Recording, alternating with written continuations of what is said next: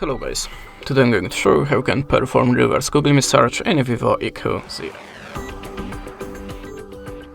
So on this device we have a Google Lens, so it's very easy and quick. In the first step, open the Google Photos app. Now just look for the photo that you want to search in the Google.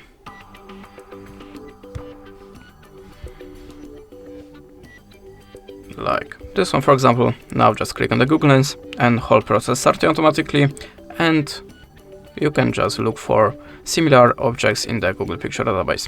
This image is not good because there we have a QR code, so I'm gonna show you this one on the other picture, like this one. Now just click on the Google Lens again, and as you can see, now we are looking for the same or just similar objects in the Google. So you can also change the searching area by swiping the square to look for something more specific.